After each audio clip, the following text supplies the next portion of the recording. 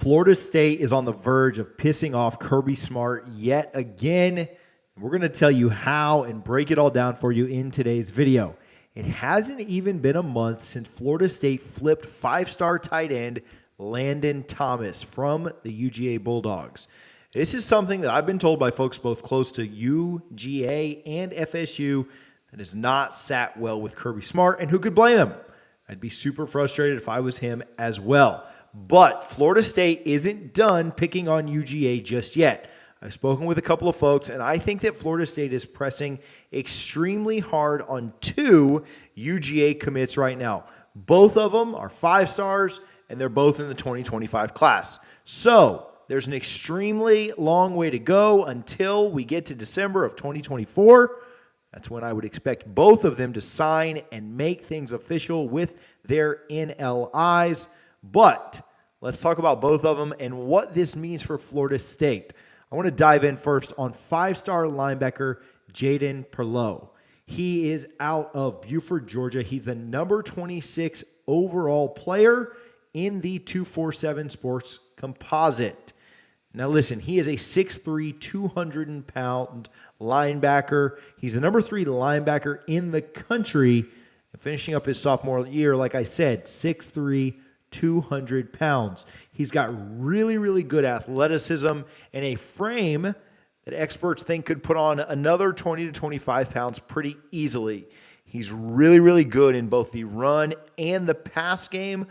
In watching some of his film, I do think that it would be great for him to add a little bit of strength, but he's a great, great tackler. He wraps very well. He moves extremely well. Got some pop. Kid definitely gets after it, and you don't want to get hit across the middle by Jadon.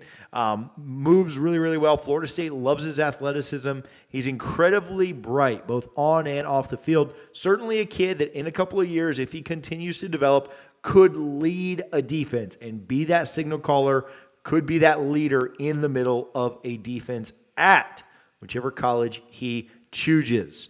Now, next up, tight end Elyiss Williams. He is a 6'6", 230-pound tight end out of Folkston, Georgia. He's the number 1 tight end on every single recruiting site except for Rivals, where he's number 2.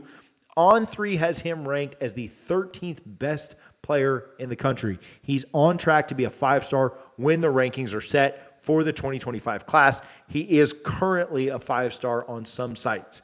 He's extremely talented. He brings with him a ton of athleticism.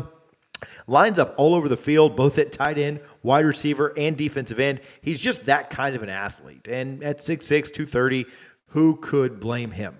I think that a big-time tight end target like Elyiss Williams is somebody that the Noles will continue to look for and go after. And I think they like where they stand with him. Obviously, at this age of just finishing up his sophomore year, he is a kid that has some more growing to do, but his body type and size are already extremely impressive. He moves very, very well. He's got the potential to certainly be a top 1, 2, 3 round pick, and that's pretty evident even at this young age.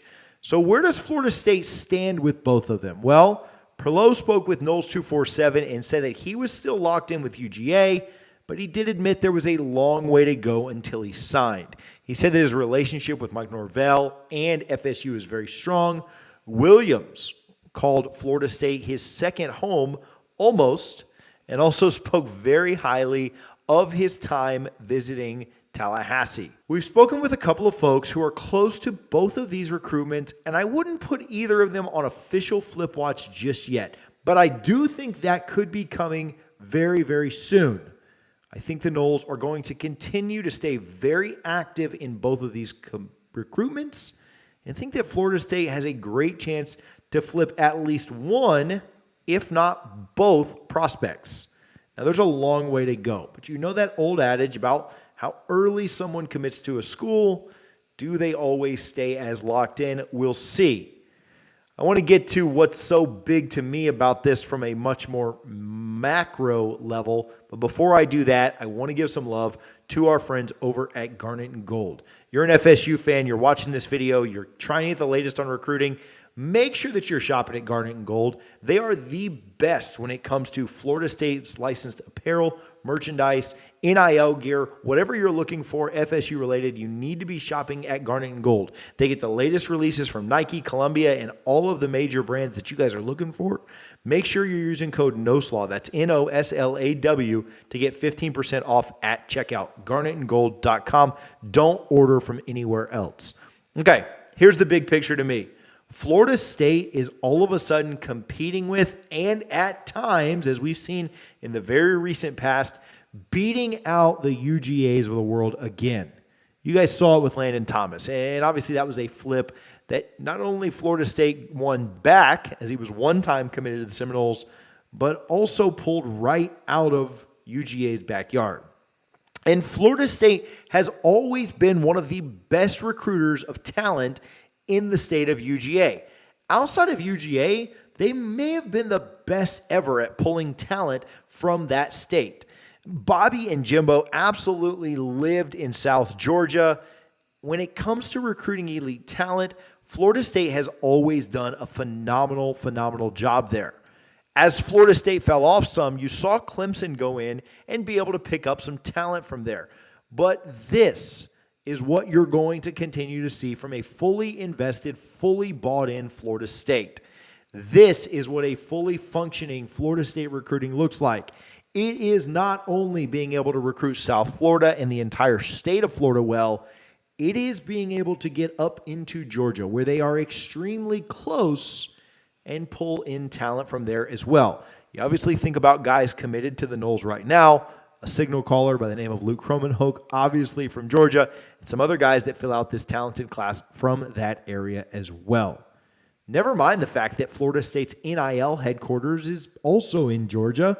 But Florida State seems to be fighting for and landing what they want out of the Peach State. Now, there's a long way to go in these recruitments, and there's a long way to go in both the 2024 and the 2025 classes. But Florida State getting back to national relevance and being elite at recruiting the state of Georgia are both going to go hand in hand. Georgia is one of the most talent-rich states out there, and when the Noles have been really good, they've recruited that state just as well as anyone, with the exception of UGA, who I think will always recruit that state better than anyone.